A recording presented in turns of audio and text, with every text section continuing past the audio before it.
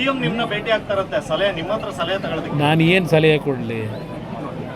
ಈಗ ಅವರೇ ತುಮಕೂರಿನಲ್ಲಿ ಭಾಷಣ ಮಾಡಿದ್ರು, ಕುಮಾರಸ್ವಾಮಿ 2 ಬಾರಿ ಮುಖ್ಯಮಂತ್ರಿಯಾಗಿ ಏನು ಕಿತ್ತಾಕಿದ್ದಾರೆ ಅಂತ. ಅದೇನೋ ಪದ ಬಳಸಿದರು, ಏನು ಹರಿದವ್ರೆ ಅಂತ. 2 ಬಾರಿ ಮುಖ್ಯಮಂತ್ರಿಯಾಗಿ ಹರಿದಿರೋದು ಏನು ಅಂತ ಅಂದರು. ಯಾಕೆಂದರೆ ಎಲ್ಲದಕ್ಕೂ ಸಾಕ್ಷಿ ಗುಡ್ಡೆ ಕೇಳ್ತಾರೆ. ಈಗ ಸಾಕ್ಷಿ ಗುಡ್ಡೆ ನಿರ್ಮಾಣ ಮಾಡ್ತಾರಂತೀಗ. ನಾನು ಸಲಹೆ ಕೊಡೋದೇನೈತೆ, ನಾನು ಏನು ಕಿತ್ತ ಇಲ್ವಲ್ಲ, ಹರಿಯೋ ಕೆಲಸ ಮಾಡಿಲ್ವಲ್ಲ. ನನ್ನ ಹತ್ರ ಬಂದು ಸಲಹೆ ಏನು ತಗೋತಾರೆ? ಫೋಟೋ ಬೇಕು, ಫೋಟೋ ಪತ್ರಿಕೆಯಲ್ಲಿ ಬರಬೇಕು, ನಾನು ನೋಡಿ ಯಾವ ಥರ ಹೋಗಿದ್ದೇನೆ ಅಂತ ಹೇಳ್ಕೋಬೇಕು. ಒಂದು ಗಾದೆ ಮಾತಿದೆ, ಹಿರಿಕರು ನಮ್ಮ ಪೂರ್ವಿಕರು ಒಂದು ಗಾದೆ ಮಾತಿಟ್ಟಿದ್ದಾರೆ, ಅತಿ ವಿನಯಂ ಧೂರ್ತ ಲಕ್ಷಣಂ ಅಂತ. ದೇವೇಗೌಡರು ಅದೇ ಫೋಟೋಗೆ ಸರ್ ಹೇಳಿದ್ರೆ ಮುಂದೆ ಮೈತ್ರಿ ಸರ್ಕಾರ ಬರುತ್ತೆ ಅಂತ, ಆ ಸರ್ಕಾರ ನೀವು ಸಿಎಂ ಸರ್ ಅಂತ.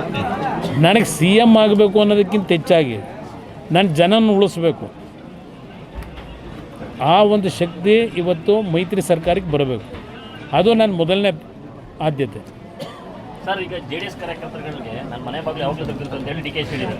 ಅವರ 50 ವರ್ಷದಿಂದ ತೆಗೆದೇ ಇಟ್ಟವ್ರೆ ಬಾಗಿಲು. ನೀವು ಹೆಂಗೆ ಬೇಕು ನೀವು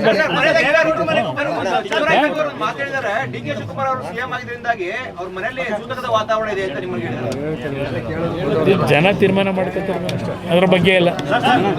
ಉಜ್ವಲ ಯೋಜನೆದು ಒಂದ್ ಕಡೆ ಗ್ಯಾಸ್ ಪ್ರೈಸ್ ಆಯ್ತು, ಇನ್ನೊಂದ್ ಕಡೆ 9 ಸಿಲಿಂಡರ್ ಕೊಡ್ತಿದ್ದವ್ರು ಈಗ 4 ಇಳಿಸಿದ್ದಾರೆ. ಇದು ಜನಗಳು ಹೊರೆ ಆಗಲ್ಲ. ಇಲ್ಲಿ ಪ್ರಶ್ನೆ ಇವತ್ತು ಜನಗಳಿಗೆ ಎಲ್ಲ ರೀತಿಯ ಸುಲಭವಾಗಿ ದರದಲ್ಲಿ ಕೊಡಬೇಕು ಅಂತಕ್ಕಂಥದ್ದು ಕೇಂದ್ರ ಸರ್ಕಾರದ ಒಂದು ಕಮಿಟ್ಮೆಂಟ್ ಇದೆ. ಆದರೆ ಇವತ್ತು ಕೊಲ್ಲಿ ರಾಷ್ಟ್ರಗಳಲ್ಲಿ ಯುದ್ಧ ಏನು ನಡೀತಾ ಇದೆ, ಈಗಾಗಲೇ ಮತ್ತೆ ನೆನ್ನೆಯಿಂದ ಪ್ರಾರಂಭ ಆಗಿದೆ.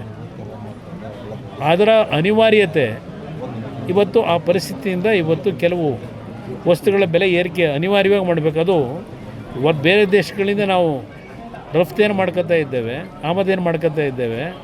ಇವತ್ತು ಬೆಲೆ ಎಲ್ಲದೂ ಜಾಸ್ತಿ ಆಗ್ತಿದೆ. ಹಲವಾರು ದೇಶಗಳಲ್ಲಿ ಇವತ್ತಿಂಥ ಒಂದು ಪರಿಸ್ಥಿತಿ ಆ ಯುದ್ಧದಿಂದ ಪ್ರಾರಂಭ ಆಗಿದೆ. ಇವತ್ತು ಕಾಂಗ್ರೆಸ್ನವ್ರು ಇದ್ದಿದ್ರೆ ಏನು ಮಾಡ್ತಿದ್ರು? ಟೀಕೆ ಮಾಡೋರು. ಇವರಿದ್ರೆ ಏನು ಮಾಡೋದು? ಈಗ ಈ ಸರ್ಕಾರ ಕಳೆದ 3 ವರ್ಷದಲ್ಲಿ ಯಾವ್ಯಾವುದಕ್ಕೆ ಎಷ್ಟೆಷ್ಟು ಬೆಲೆ ಏರಿಕೆ ಮಾಡ್ಕೊಂಬಂದ್ರೆ ಯಾಕೆ ಏರಿಸಿದ್ರು ಬೆಲೆ? ಏನು ಮಾಡಿರೋ ಸರ್ಕಾರ? ಅವ್ರಿಗೆ ಯಾವ ನೈತಿಕತೆ ಇದೆ ಹೇಳೋದಕ್ಕೆ? ಕೇಂದ್ರ ಸರ್ಕಾರ ಈ ವೆಹಿಕಲ್ಗಳಿಗೆ ಪ್ರೋತ್ಸಾಹ ಕೊಡ್ತದೆ, ರಾಜ್ಯ ಸರ್ಕಾರ ತೆರಿಗೆ ಜಾಸ್ತಿ ಮಾಡ್ತದೆ. ಅದನ್ನೇ ಹೇಳ್ತಾ ಇರೋದು. ಅದು ಅವ್ರು ಹೇಳಲ್ಲ, ಇದನ್ನು ಮಾತ್ರ ಹೇಳ್ತಾರೆ.